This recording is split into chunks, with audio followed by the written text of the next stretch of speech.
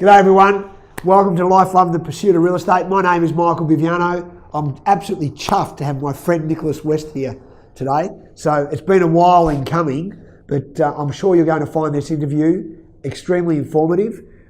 Nick and I have a lot of commonality, although he's a lot smarter than me, although he won't admit that. He won't admit that on this channel because I'm paying for it, right? But no, so I'm chuffed to have Nick here. We want to talk about real estate, where we think it's going. We want to talk about his progression in real estate, where he started, what he's doing now, where he thinks it's going. And also, too, talk about some of the ethoses that he lives by in relation to this business. So, mate, thanks very much for coming. Thanks, Michael. Absolute pleasure to have you. I'm rocking to have you here today. Good on you. All right, mate, just in a quick form, you started at Thompson's. Do you want to give us a quick run? And you came from the country, as we said before. So my background is I'm a country boy, Cobram up on the Murray River, and I reflect on that and say that a lot to people because I think it starts to build trust. Yes. Left home when I was about 14, went to boarding school in Melbourne, finished boarding school, got into the workforce for about a year in an environment that probably wasn't quite my career, jumped into real estate. And my co-director, actually, James, who you know, who's also my peer partner, he rang me and said there's a job going. That's James Keenan. Keenan. Yeah. So I jumped into real estate then, and that's nearly 30 years ago. So I How started old are you with a now? company, 48. You're a baby. Yeah, 48. So I worked with a company called Thompson Real Estate, and look, we were very lucky in many respects because Thompson was going through a really growth phase, and we were thrown at the deep end. So we learnt, quite naturally, and the person who owned the company at the time, Ross Heddich, was terrific. He was great in terms of his learning, giving us opportunities. Who was that? Ross Heddich. Right, Ross Heddich. Right, Yeah, yep. so he was terrific. And so we worked for Thompson's, had a great time there. And I think there was a point where we felt we needed to evolve and just do something ourselves. Yeah. So after 16 years... you were there that long, weren't you? Yeah. And that's why it got a fair bit of publicity at the time because four of us moved on, myself, James, Tom and Pete. And we loved working there, but we just all felt at the time there was a need to do something beyond what we were doing. You're worth more. Yeah, well, not financially, I'm talking. Yeah, well, it was just we wanted to at least have a go. Yeah, good. And we had a great learning curve, and I'm a big believer that you start somewhere, and that doesn't mean I'm a big believer in being loyal. You start somewhere, but that doesn't mean you can't progress into another environment. So we had an opportunity. It's interesting because the company I now work for and a director at Nelson Alexander, they were sort of trying to court us for some time. And it's like, you play for Richmond, you'd never see yourself playing for Collingwood. It's just, no, I couldn't do it. Anyway. I relate to that. No is no until, it becomes yes. And so they were persistent, and at that time, they approached us, James and I again. We made the decision, the timing's right. We feel that there was some good connectivity. They would be good for us, we'd be good for them. So we joined Nelson Alexander, and, that's been 14 odd years. So what office do you work out of now? Predominantly North Carlton office. Right, okay. So therefore there's 16 offices in Nelson Alexander? 17 now, is there? Okay, I'm one out. Yeah. Which is the new one? So the newest one will be Reservoir. Okay, yeah. Congratulations. So our Preston office has grown out to Reservoir. Yeah, so there's good that's a good link. There. Yeah, good great link. Beautiful. Great link. Yeah, that neck of the woods is doing well. Very well, yeah. And look, when we joined there was 6 offices. Yeah. So, and probably 60 something staff. We're now 17 offices, nearly 400 permanent staff and probably 35 part-time staff. Wow. So with that, there's been some great growth, and what we're a big believer is that there's opportunities for people. So as people, you become a bit of an attraction brand, and you grow, you give people opportunity to buy into a business, and we do that. Our model is different to a franchise model, so there's some very good. I want to talk about that for a sec if I can. Yeah. So just if I said to you, explain to me the difference between your model and a franchise model. Yep. Just give me a broad a franchise model is very much a different business in that you are beholden to the name and the corporate office. Yep. But you also you've got different cost bases. You've got to have your own trust accounting, pay your own payroll, and so you fundamentally operate as an individual entity, and you don't necessarily have the same synergies, the same connectivity with all your other offices. Yep. And you're under a brand, and they provide support, and I'm sure there's great support. For us, we probably more operate like a co-op, where we make direction at head office, and everyone follows that direction. I think we're far more connected. I mean, one of the things that makes us, when people ask, what's different about Nelson Alexander versus other companies, and it's the connectivity, it's the culture, which comes down to the people. And that permeates through? Oh, it does. It's so what influence at director level do you have in the new office in Reservoir, for instance? Look, we allocate roles. I mean, we're present. I don't want to say I'm out there all the time, right. But whenever anyone, and one of the partners out there rang me yesterday, in fact, two of the partners, asking my advice and asking for an assistance on something. So, we jump in and get involved, but we're also available. We're present, we're available. Yep. We don't like having a hierarchy. We don't sit at the top of the tree and say, if you want to come and talk to me, book an appointment, they can ring. We're always available. Yeah. And we're happy to meet with them, because we see our success is their success. And what I've learnt is people are very observant. If they feel that they've got some connectivity with you, and they've got your support, they'll do the heavy lifting and they're getting a benefit. And we're very focused on giving a good return on investment to our shareholders, our stakeholders, and providing a good career path and nurturing environment for all our staff. Yeah, that's good. And you mentioned before, and probably jumping a little bit, that you're starting up an internal program. Yeah. So we're starting up, and we haven't released it yet, but it's we're looking at starting up an academy, and it'll be called the Nelson Alexander Academy. And we felt that there was something that we needed as we're growing. And I said to you earlier, we felt that as our growth trajectory was happening, that our culture maintained the same alignment. Parallel with it, yep. And so what I've seen with a lot of companies that have got scale and got big is they lose that alignment and the culture starts to fall apart. Yep. So we're very, very conscious of that. And we call all our staff members family. And so it's important to us. So we felt that the way to tie that together was start up what we call an academy. And that academy is about learning, personal development and well-being. Yep. It's not just training. So that's why we've deliberately not called it training. And that's having an ability to really provide support and be able to connect with every one of our members in our business. So, as we've got bigger, we've got more people running at head office, administration roles, if you like. And those people, it's very easy to provide training for sales, property management. But there's a lot of people who probably miss out and feel that they're not being, feeling the love, if you like. So this is a great way, particularly the wellbeing part of it, is that we can really feel that we can connect with people and provide them that environment where they feel nurtured and wanted. Yeah, I agree. It's not a new concept, but I've got to say it's a very rewarding concept. It's been a bigger task than we had anticipated. When you cater for people's well-being, like when I started up my training business or my academy business, and we looked at it in a global forum, and John's given me a bit of advice on this as we go along when we do a lot of dialogue with people. But what I've found is when you start talking about the technicality of real estate sales or property management, those things are not necessarily too far out of the textbook realm. No. Within it, just a bit of polish to it. Yep. But as soon as you start getting into someone's personal well-being, that is a global, complete new, it's a new beast. So therefore, I've had the most major change with people that I've worked with when I've worked on their well-being instead of their IP. Yep. Right? Because once they, as you said, feel the love, I love that saying. Sounds corny, but it does work. It does. And obviously you and James have done well with that because how long have you been now at Nelson Alexander? About 14 years. 14 years. So in 14 years, how many offices did you start off with? 6, and now we're at 17. Okay, all right. And your turnover now, even from a property management perspective, is huge, biblical. Well, we've got about 16,000 properties under management. We've got a clear directive about, and we're aggressive with our growth. Yep. You have a growth strategy in place, though. We do. Yeah. So who monitors that? We drive that as directors. Yep. So when there's an opportunity for a particular office or for us to grow, we've got a growth strategy and we know where our growth corridors are. Yeah. And so we've come close recently on 1 or 2, very close. Yeah. But if it's not right, then we say we'd rather kick a goal than kick a point. Just how many directors? There's 5 directors. Okay, so therefore, and what can I ask you about your process of decision making?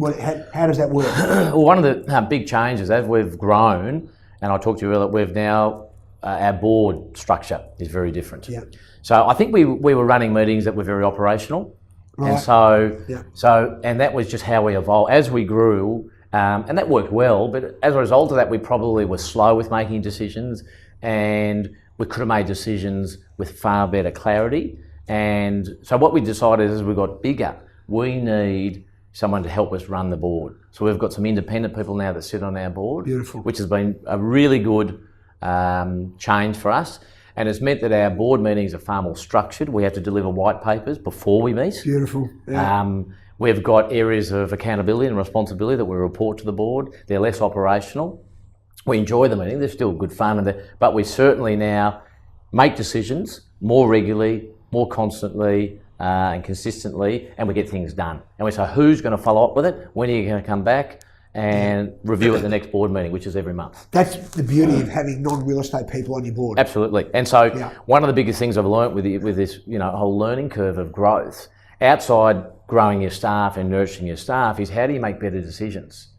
Because if you're not making decisions and you're not progressing, you're not doing the right thing by your staff in the business. Because a lot of people have got, they work 6 days a week or 5 days a week. They've got money invested in the business. Our business is changing. So they look to the leadership group and say, well, where are we going? What are we doing? And, how are you protecting us and assisting us? And so part of it is we're going to be seen to providing value to people who are working in our business and delivering direction. So the board meeting has been really central to that, the structure in our board meeting. How often do you meet? Once a month. Okay. We have, and so, the change is we have to deliver white papers. If you want to bring something to the board meeting, you have to have thought about it. You have to put it forward, consider it, and put forward a recommendation to look for a decision. Okay, I'm putting it forward to you. I'd like a decision to with the academy. The academy was very much that. That it was a decision evolved from someone on our board. I felt I've probably run with it and felt that's something I'd love to implement in our business. Wrote a white paper, if you like, put it to everyone, looked at it, that's a great idea, yes, let's move forward. How different is from the white paper to nearly the inception of that now, how different is the white paper to that, to where you are now? How much has it grown? Look, it's grown enormously. It's been a bigger project than what we anticipated, and that's okay. Education is. It's been over 12 months. Okay. It's been over 12 months. What we thought, once we delved into it and looked at, okay, where we started was, what do we see the outcome? What do we want to achieve here? And once we were clear on what we wanted to achieve, the why, I suppose, why are we doing it and what do we want to achieve for our staff, then we could work backwards and say, we need to do this, this and this, and we thought, whoa, this is, it's not just about training. With it, how do we connect with everyone as we grow bigger? And so it was learning, personal development and wellbeing. And wellbeing is the one that's very broad. The others are fairly measurable, what we found.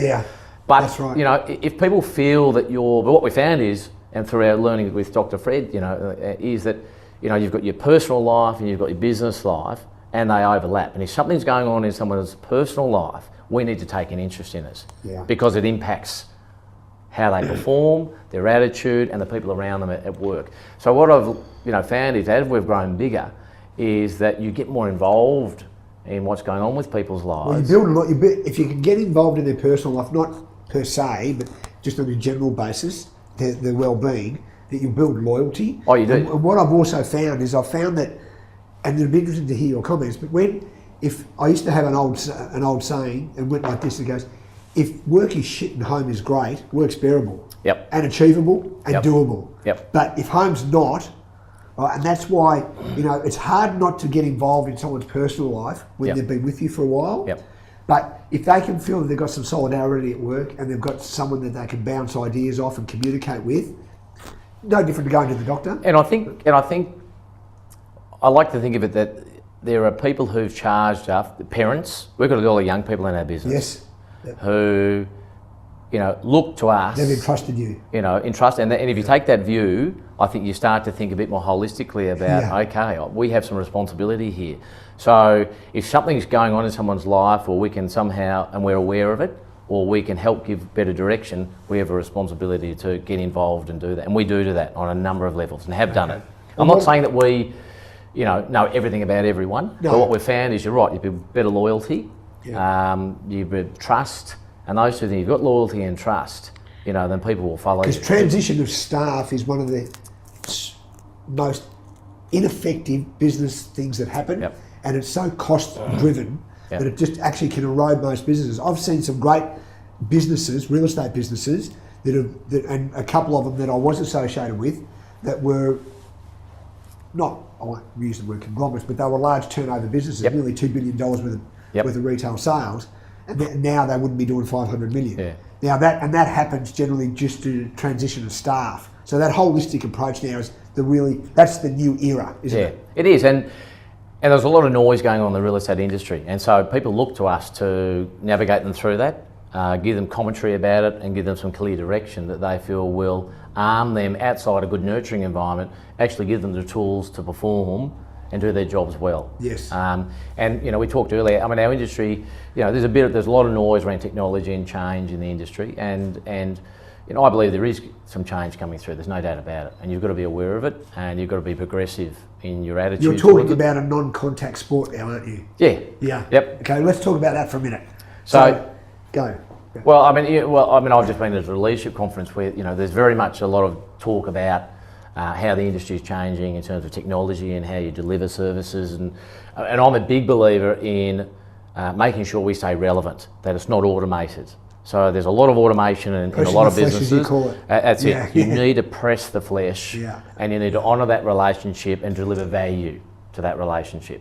And then, real estate's such a big transaction, property management-wise and sales-wise, that you've got to be delivering value, but you've also got to create a relationship that people respect you, trust you, and part of it can be automated in terms of delivering information. Yes. But that doesn't overcome the need for you to say, "G'day, Michael, just ringing to say hello. How's the family? How's Karen and the kids?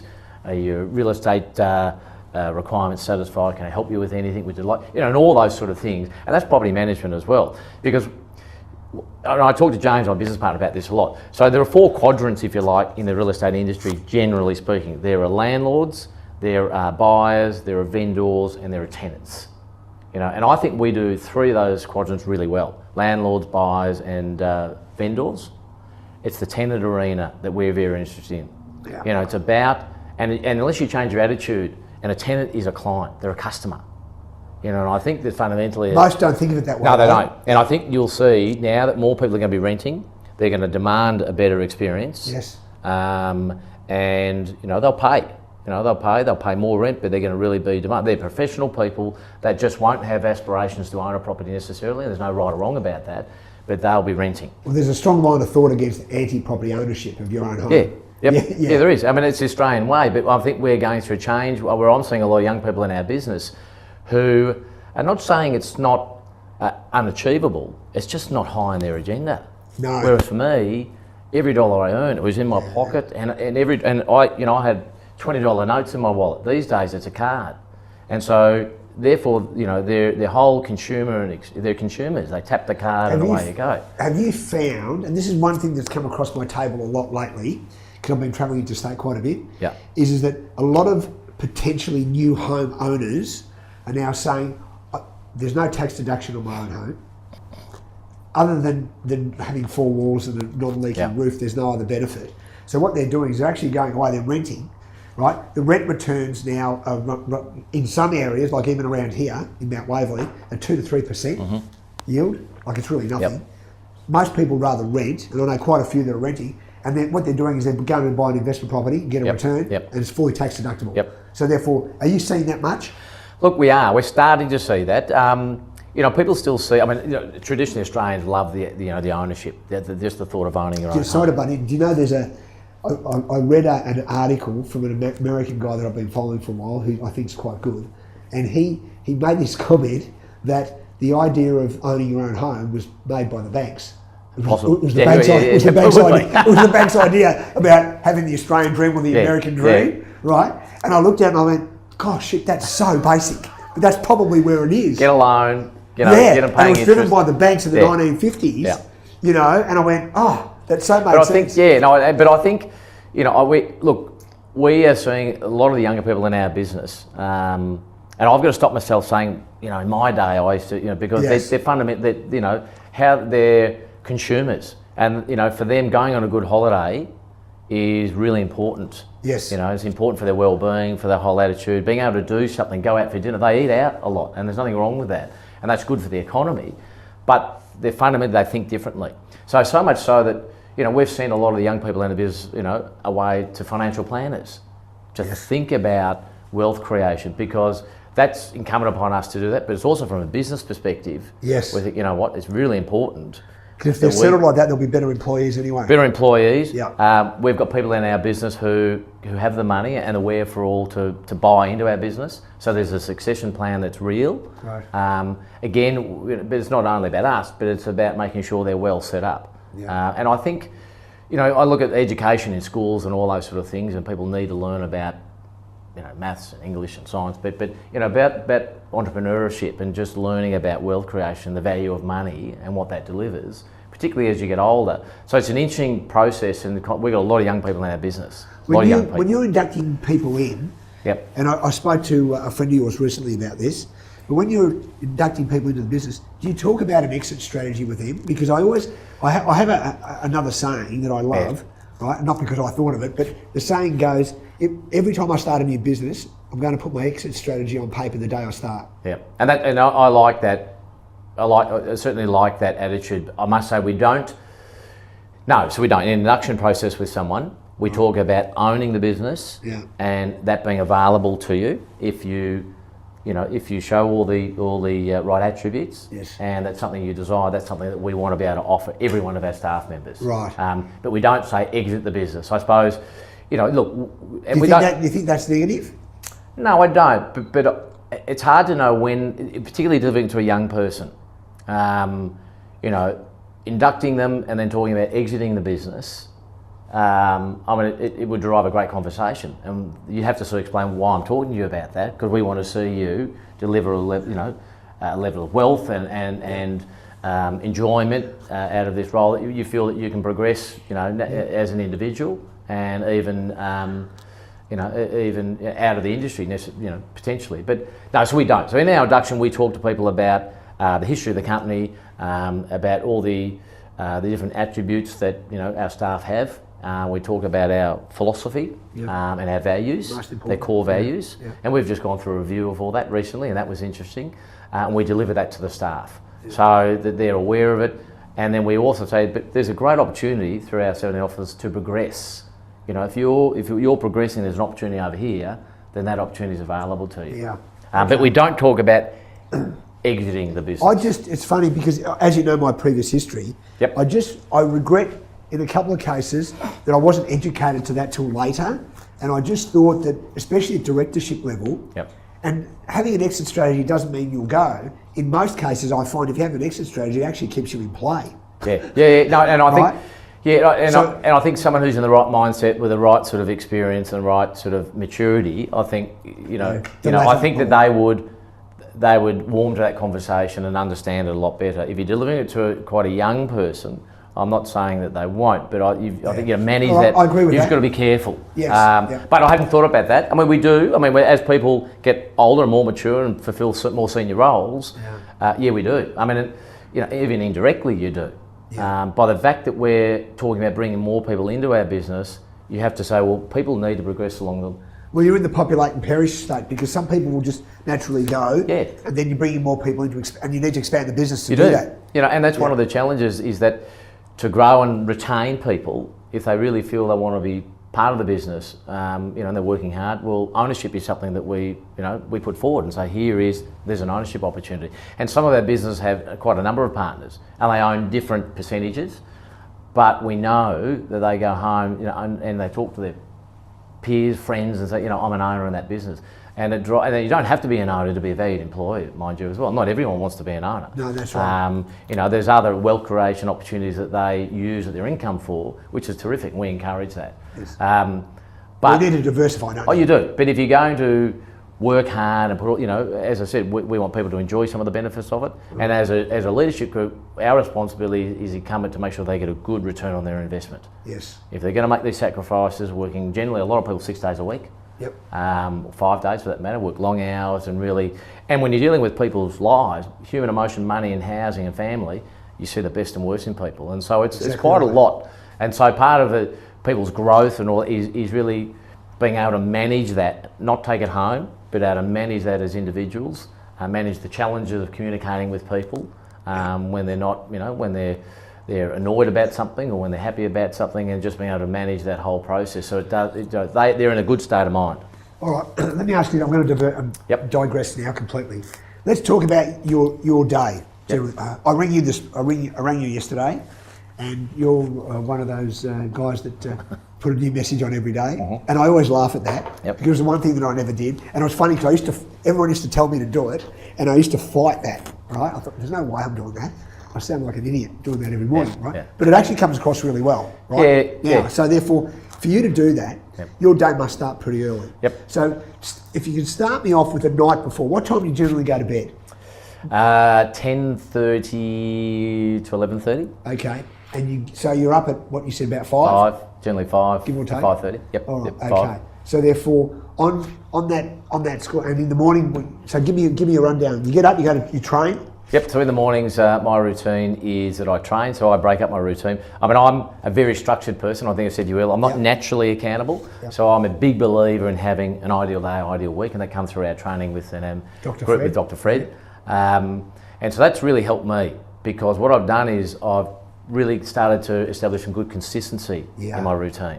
Creates balance. It does, creates great balance. And for me, exercise is one way, and I love exercise, so I go to a trainer, then I break up and go swimming, I play tennis, all those sort of things for me, and I like to do it early in the morning because I feel it gets me energised. And I start to think, so when I exercise, I think. So some of my best thoughts are when I'm exercising. I'll be swimming in a pool or running on the running machine or and through conversations with my trainer, and ironically with my trainer, there's another guy who trains before me who I get to meet, one of the smartest blokes I've ever met. You know, it's interesting. We have some great stimulating conversation that I'll bring back into our workplace and I'll think about. So outside, being stimulating in terms of endorphins, there's a great conversation and I feel great. So I finish the training. I have, my philosophies, if you like, that I go through every morning that I write on the shower wall. Right. And I go through that every morning. And then when I get in the car, I change my voicemail either early at 5 or 5:30 in the morning. And what that does, it starts getting me thinking about the day. I get a positive mindset. I start to think about my day, who I've got to connect with, what I've got to do. What time do you start work? Generally 7. Right. Okay. So from 7 till staff normally come in 8:30, give or take. Yep. Okay. Yep. So between 7 and 8:30, what happens? What do you do? I will often either get into the office or I'll go to a cafe and I'll read material or I'll look at other duties that I've got within the business and attend to that. Yep.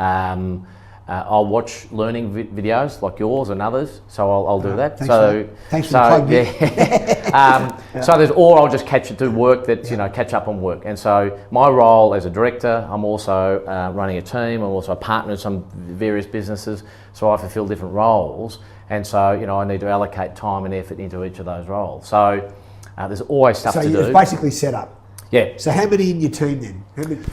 In my immediate team, there's 3 of us. Right.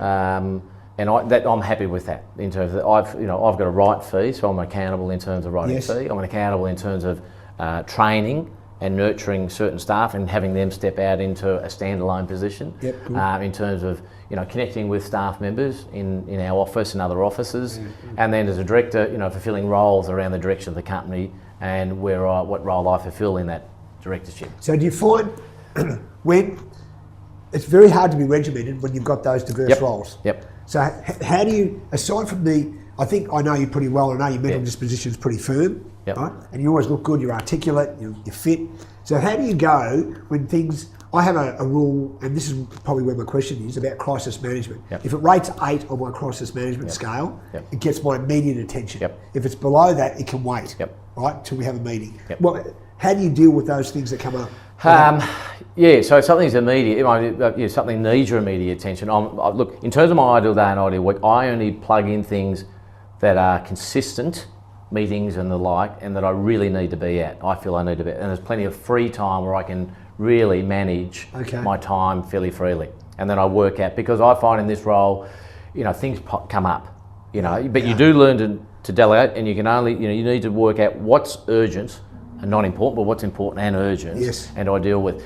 And one of the beauty of our business, we've got some great people in our business. James, my peer partner, is one of them. Yep. So if there's, and Paul, Duncan and Arch, same thing, if there's ever a need to ring someone to say, okay, this is what's going on, we've got a great level of understanding and great leadership attributes where I can say, a sounding board, this is what's going on, I think this is how we should deal with it, take a deep breath, analyse it, and then think of what's our response going to be, how we're going to deal with it.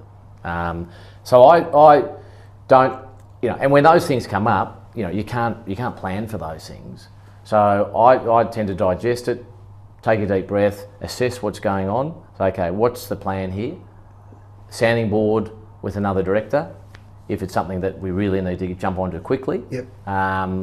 But if it's something that's important but not, I don't need to. We've got a structure where we don't need to consult everyone, but there's a level of leadership where Nick, you can deal with that. You're in this role for a reason. Deal with it. Tell us later on if there's going to be implications. Then let us know. But we deal with. And James now, who's the CEO, Paul's the chairman. They fulfil roles within our head office where they deal with a lot of that stuff, and that's their role. Yeah. And our role as directors is to fill other responsibilities and deal with staff and doing all those sort of things. But if it escalates, then there's certain people we can keep our eye on the ball because, as you know, it can really deal with your headspace and take up a lot of your time. That's why I asked you that question, because I've found some really good directors of real estate businesses over the years that all of a sudden have just dropped off. Yep. And where they've let one problem just completely consume them. It can. Yes. Yeah. So we will. So it's fair to say that James and Paul will deal with those. Yes. Because they're not as involved with the listings, the day-to-day sort of listing, selling, and property management side of the core business. Yep. And that's why we're unique. And so you'll find that a lot of directors. So we're very hands-on. I'm very involved in teams, very involved in listing, selling, and I love that. I'm good at that. Yeah. And so what you find with a lot of traditional businesses is the good salespeople or the good leaders step into a director's role, and all of a sudden things change. Yes. And so it really can have great ramifications on not only the performance of the business, the people. So that's where our structure is very different. Yeah, it is unique, as you say. It is unique, and we know that because we get benchmark, we get. Macquarie benchmark us and they talk to us about our structure. Their benchmarking stats are pretty good. I review those quite often. Yeah, benchmarking for us is really, it's like a health check. And whilst we get benchmark in terms of nationally, so businesses our size, and then we know where what parts of our business you that guys we are need to rated focus pretty high on. on that. Yeah, well, we hope so, and we would like to think so. But and that's where our business is unique. And the people at Benchmarker say your business is very unique. Yes. Because the directors are still very involved in the day-to-day running of the business, and that's great because it's great leadership. Your core values are set up, but your structure in relation to job divisions set up. And probably one of the challenges and why the board structure has now become really critical for us is we were slow at making decisions. Probably we would just we'd make a decision but then go back to our day-to-day roles, let's say. So the board structure and having independent people has helped us formalise a better format for making decisions and delivering decisions and coming back and having some timelines that we're accountable to. Well, you've got non-real estate drivers too involved in the decision-making process. So it's been a terrific change for us, and we've probably had that board structure for a couple of years now. Yeah, it's good. And that's helped us really look at the business, make decisions, good decisions, better decisions, quicker, and implement change or decision making far quicker. Well, from a growth perspective then, since you've had the board to today, how many offices have you put on? Probably 1, 2, 3, 4. Okay. Probably 4. So therefore, you're still in the infancy of the board and setting it up. Yeah, 3 or 4. So it could have been 5 or 6. Where do you see it going? Where do you see Nelson Alexander in 5 years' time? Well, I think in real estate, you've got to have scale. I think there's two models. And we look at the businesses that we're partnering up with now. Yep. They are smaller, medium-sized businesses in terms of the overheads, the cost of running a business, competing with large-scale businesses. So I'm not saying that people can't perform on a medium level, but what we're saying is we can deliver so many benefits to a business that's on a smaller scale in terms of having more holiday sharing responsibilities, back-end processes, feeling part of a great community, a great family. That's the beauty of a non-franchise type concept. It is. Yes. Because we have bought businesses that have been franchises and we brought them into our model and they've gone, we cannot believe the connectivity and therefore the enjoyment, the benefit, the sharing and it's tangible. Yes.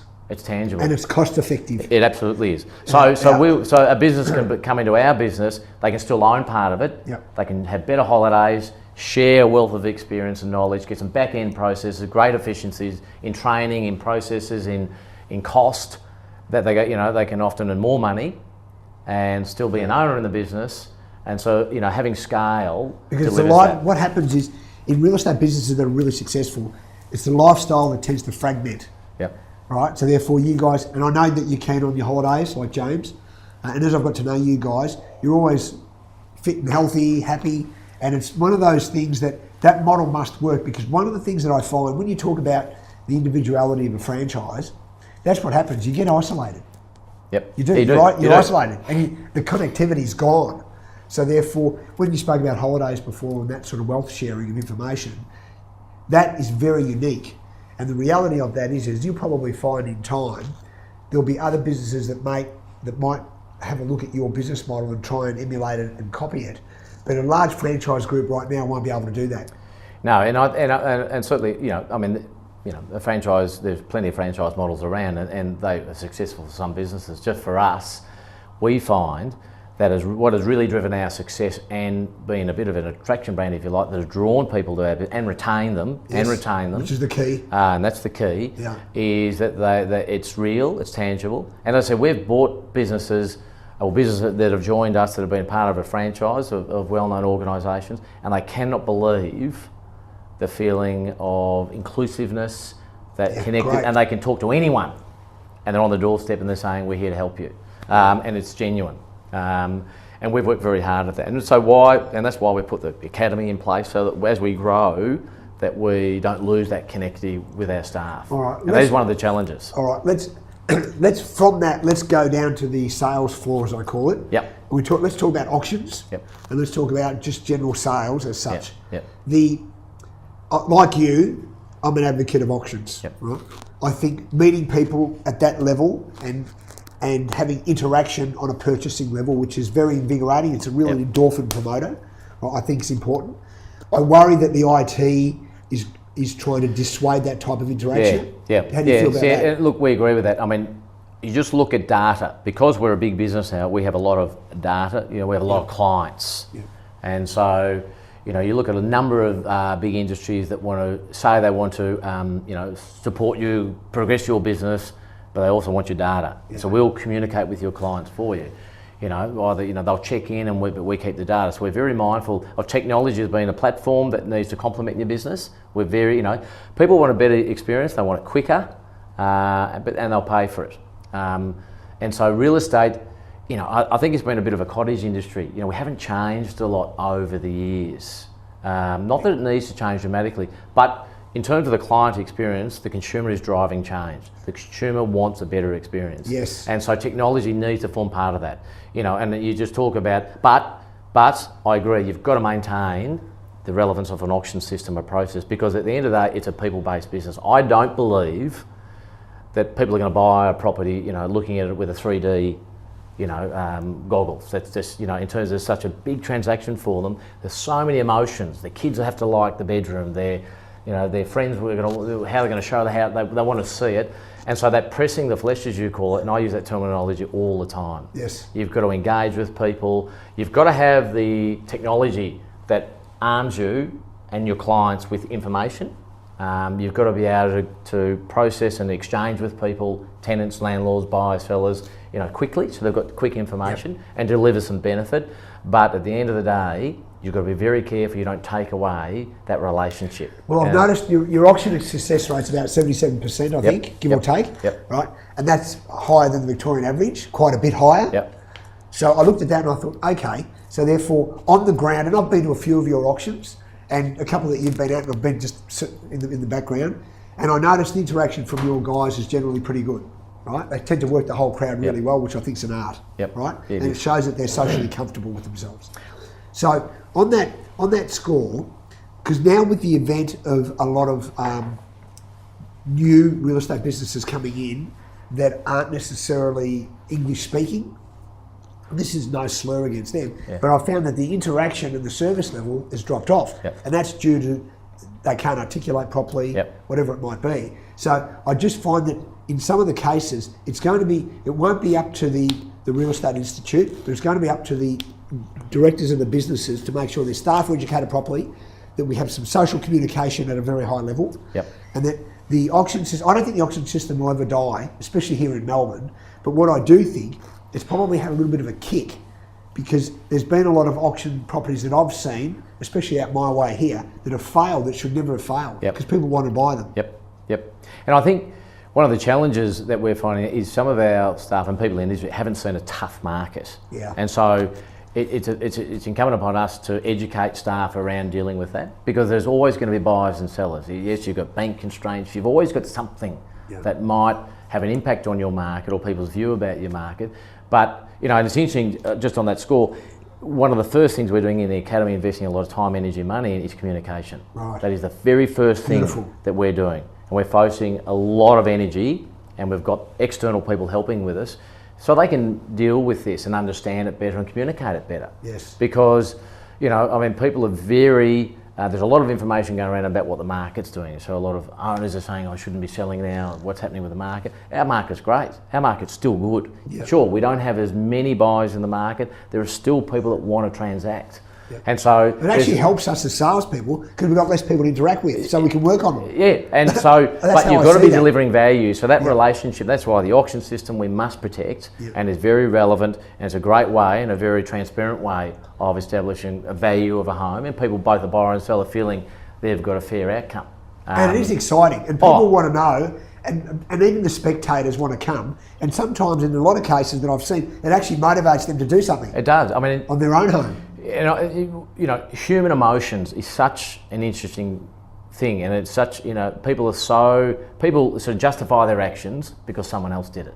I mean, that's just the, as kids, I tell, my young Tom, don't throw rocks, and he says, but Harry did it. Good action or bad, it's amazing how human emotions. Now, you can't emulate that. You cannot emulate that on a telephone or on a live streaming. You've got to feel it, it's got to be present. You've got to be present in that environment. That's where an auction system is so powerful. But you need to manage, you need to be transparent, you need to deliver information still, and you need to communicate it well to a vendor, buyer, landlord or seller, or tenants. All those people, it's all about good communication. And I find where things break down is where the communication has fallen down. I'll tell you a story. I recently bought a block of land. Right? And in the area that I bought it in, I knew I paid too much. But when you want something, and I paid too much, and I said to Karen, I paid too much for it, but we finally got what we wanted, which was great. But therefore, what happened is, about 3 doors up, another block came up. So I was really absolutely super keen to find out what the block was going to sell for. So a few times I rang the agent. As soon as the agent sold the block, he rang me, which was great. And he was the agent that sold me my block. So he told me, and it sort of equated what I paid for my block. A little bit more than what I paid, which made me feel good. But the reality of it was that he picked up on the one thing, because I rang him twice, and he goes, Michael, I will ring you. I said, look, you guys always say that. And never do. He goes, no, as soon as I sell it, I'll ring you. So once the block became unconditional. Now, the interesting part about that, I've given him some referrals since. Right? Because he's the first agent I've dealt with in a long time that's actually did what they said they were going to do. Because even though I'm in the business all the time and in property development, the fact I wanted to know what the other blocks sold for, just to make myself feel good, that if I paid too much, then someone else would pay too much too. And I know that sounds funny, but that human emotion thing is very, very important. And he facilitated that for me. And I think my view about that is the barrier to entry into real estate is too low. I mean, I think it's far too easy for people to get into real estate. And so therefore, you don't have the right people getting into real estate. You're reading my mind now. So my argument is it should be much more difficult for people to get into real estate, and you'll have less of that complaints and that transgression with agents. And so that's hard, and that's one of the things we're very mindful of. When you got, sorry to butt in again, but when you got your licence, it was hard work, wasn't it? Oh, it was. So was mine. I was working full time and studying at night, falling asleep at night school. But that's what you did. These days you can do it online and you can do it far easier. Well, I saw one the other day. I was in interstate. They've got a 40-hour course to get your full licence. I looked at it and I went, a 40-hour course with full licence? And the person I was with, that I was consulting for, I said, this can't be for real. And they go, yeah, it is. I went, you serious? There's no way that you can teach what we know. No, you can't. Anywhere near that.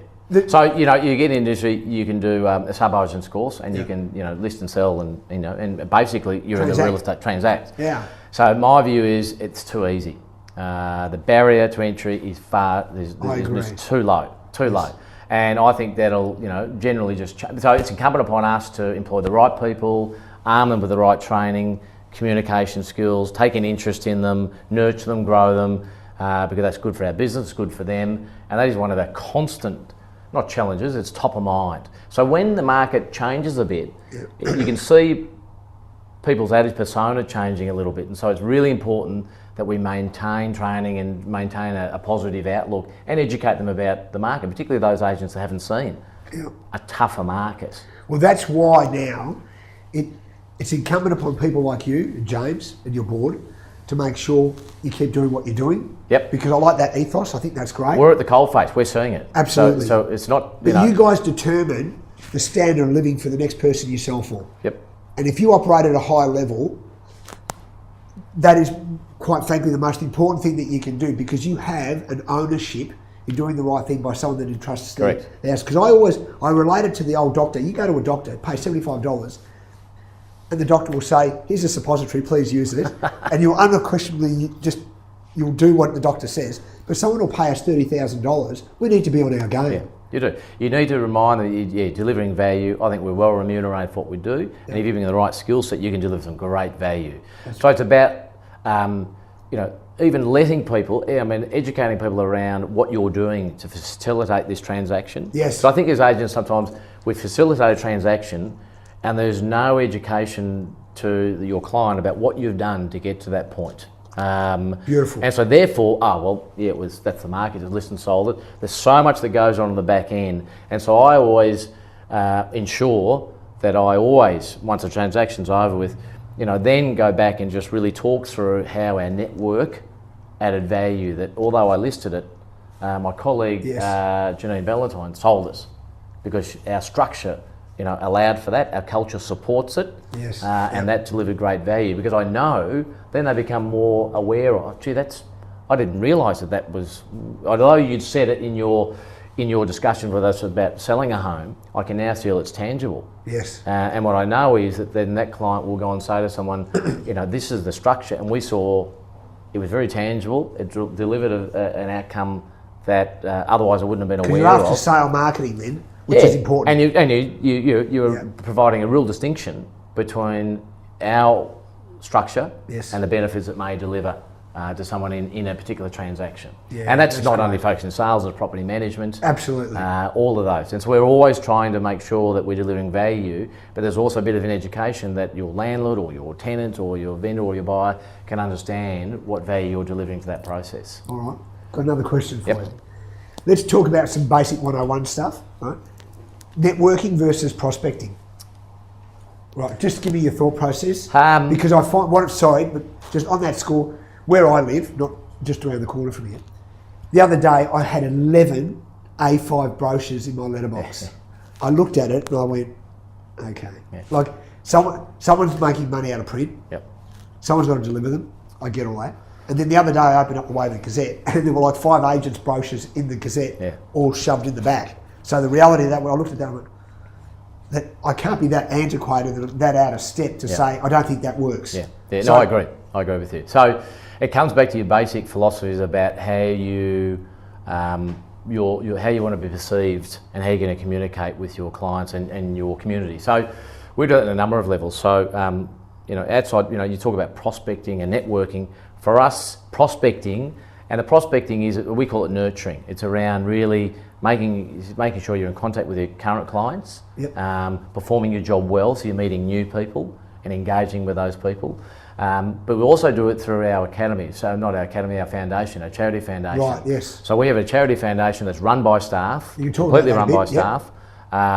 We're out in the community, we're supporting the community, and that's not about winning business. It's about making sure that people know that we're wanting to give back to the community, and that's really important to us. Yes. So I think, to date we've given back to the community in nearly $3 million. Brilliant, congratulations. All run by staff. Fantastic. All initiative is staff. Do you want to talk about that a little bit? Yeah, well that's really important, because it comes back to, people's well-being, of people feeling connected. That's not all about people. I think with real estate, it's all, sometimes you can lose the direction about, listing, selling and all that. And there's more to it.